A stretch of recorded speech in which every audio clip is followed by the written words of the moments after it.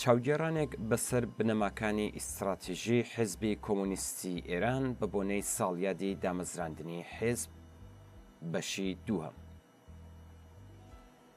کاملبوونی پرۆسەی شۆڕش لە ئاکامی کاملبوونی بارودۆخی عەینی و زەینی لە کۆمەڵگادا بەڕێوە دەچێت.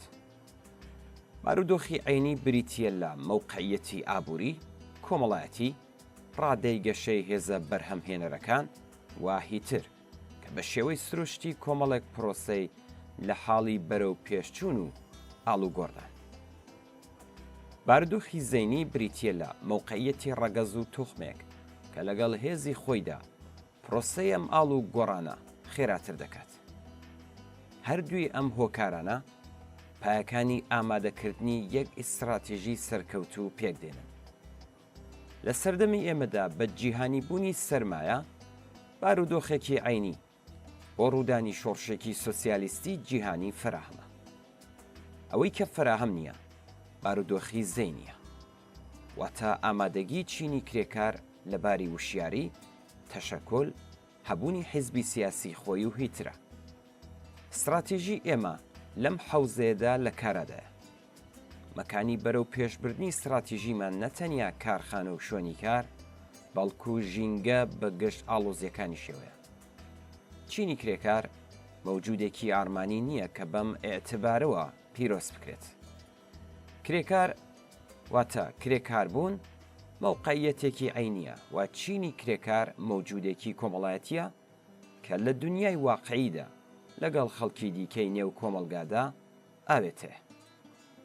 مەوقعیەتی عەینی چینی کرێکار وەک چینێکی کۆمەڵایەتی لەباری پەیوەندی مالکانەی لەگەڵ ئامرازی بەرهەمهێنانە کە ئەوەی کردوتە هێزی چالاکی ئاڵوگۆڕی مێژووی تێپەڕبوون لە سەرمایەداریەوە بەرەو سۆسیالیزم.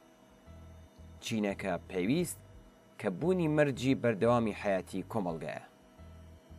بەڵام کرێکار ئەگەر لە کارخانە و مەزرا کار دەکات، لە هەمان حاڵدا لە شار و دێهاتەکاندا دەژی. لە ڕێگەی ڕاگەنەرەکانی بورژوایی و کۆنەپەرستانەوە بۆمبارانی تەبلیغات دەکرێت. لە تەشەکولە بە ماهیەت غەیرە کرێکاریەکان و هێندێک جار کۆنەپەرستدا دەبێتە ئەندام، هەرو جۆرەی کە بەڕیزی خەباتی کۆمونیستیەوە پەیوەستە بێت. استراتیژی ئێمە ئاڵۆزی بارودۆخی کۆمەڵایەتی مەوجودی لەبەرچاوە و لەم ڕۆوە نە لەسەر بنەمای زەینیەت و ئاوات و ئارەزوەکان، بەڵکو لەسەر ئەساسی واقعیەتە سەرسەختە کۆمەڵایەتیەکان و مەوقعیەتی عەینی چینی کرێکار بنیات نراوە و هەوڵ ئەدات وەڵامی گەشت بابەتە کۆمەڵایەتیەکان بداتەوە. ئەزموونی هەموو دنیا نیشانی داوە کە بورژوازی بە زمانی خۆش و بە ئیستدلال دەست لە دەسەڵاتی سیاسی و ئابووری هەڵناگرێت، بەڵکو وەها بابەتێک تەنیا لە ئاکامی گوشارهێنان لە ئاستی کۆمەڵایەتیدا ئیمکان پەزیرە. هەرچی زیاتر نظامی سەرمایەداری لە قەیران ڕۆدەچێ، بۆ درێژەدان بە حاکمیەتی خۆی دەست ئەداتە کردار و شێوازی تند و تیژی ئامێز و سەرکوتگەرانەی زیاتر. کرداری تند و تیژی لە زاتی ئەم نیزامەدایە. شەڕە ئیمپریالیستیەکانی یەکەم و دووهەمی جیهانی لووتکەی تند و تیژی ئەم نیزامە بوون بۆمانەوە. شەڕە ناوچەیەکانی سەردەمی شەڕی سارد و دوای ئەو نمونە بەرچاوەکانی تند و تیژی خوازانەی زاتی ئەم نیزامە ئاشکرا دەکەن. تند و تیژی شاراوە و ئاشکرای نیزامی سەرمایەداری لە دژی چینی کرێکار و توێژی بێبەشی کۆمەڵگا بەبێ ڕاوەستان لە ئارادایە. بێکاری، هەژاری، برسێتی، دەسڕانەگەیشتن بە ئیمکاناتی بێهداشتی و دەرمانی، خەسارە کۆمەڵایەتیەکان بەگشتی بەشێک لە تند و تیژی سیستماتیکن کە سەرمایەداران و دەوڵەتەکانیان لە دژی کرێکاران و زۆربەی خەڵک پەیڕەوی دەکەن.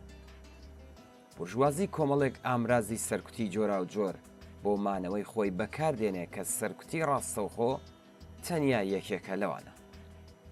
بورژوازی لە ڕێگەی پەرەدان بە کۆمەڵێک ئەندیشە، ئەفکار و خورافاتی دیاریکرا و جەماوەر دەکاتە سەرکوتگەری خۆیان و بەم واتایە سەرکوت دەرونی دەکاتەوە.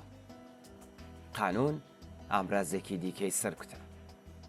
ئەو یاسایانەی کە لە پەرلەمانەکانی بورژوازی دەردەچن هەمان کردداری تونند و تیژی ئامێزی دەوڵەتین کە بۆ درێژەدان بە ڕەنج و ئازاری خەڵکی بێبەشی کۆمەلگا ڕەنگی یاساییان پێدراوە. نەتیجەی ئەوەی کە ئەوە کرێکاران و تۆیژی بێبەشی کۆمەلگانین کە بۆ دەستەبەرکردنی ئامانجی مافوازانە و ڕەوایان دەست ئەدەنە تونند و تیژی بەڵکو ئەوە سەرمایه‌داران و دەوڵەتەکانیانن کە بەکردەوە ڕێگایەک بێجگە لە بەرەنگاربوونەوە لەگەڵ هەڵس و کەوتە نائاشتی خوازانەکان بۆ چینی کرێکار و تۆیژی بێبەشی کۆمەلگا ناهێڵنەوە. کاردانەوەی هێندێک جار تونند و تیژامێزی چینی کرێکار وەڵامێکە بە تونند و تیژیە سازماندرا و سیستماتیکەکانی بورژوازی. لە ئیستراتیژی حیزبی کۆمۆنیستی ئێراندا ڕزگاربوونی کۆمەلگا لە مناسبەتی زاڵمانەی نظامی سەرمایه‌داری بەرهەمی شۆڕشێکە کە هێزی بزوێنەری لە کرێکاران پێک دێت.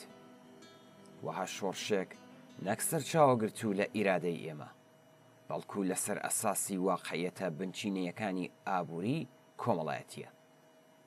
ناکۆکیە چینایەتیەکان، نایەکسانیەکان، هەڵاواردن و بێبەشیە کۆمەڵایەتیەکان، نەبوونی ئازادی تاکە کەسی و سیاسیە کە کۆمەلگا بەرەو بەرپاکردنی شۆڕش پاڵ پێوە دەنێت. ئێمە دەمانەوێت ئامانجی دادپەروەرانە و ئینسانی نووسراو لە بەرنامەی حیزبدا لە ڕێگەی ئاشتی خوازانەوە دەستەبەر بن، بەڵام ئەوە ماهیەتی سەرکوتگەرانەی بورژوازیە کە شۆڕش لە ئێران بەرەو شێوازە تونند و تیژ ئامێزەکان دەبات. ئاگاداربوون لەم ڕاستیە و ئامادەبوون بۆ بەرەنگاربوونەوە لەگەڵ واها بارودۆخێ لە توخم و ئۆنسرە گرنگەکانی یەک ئیستراتیژی سەرکەوتووە.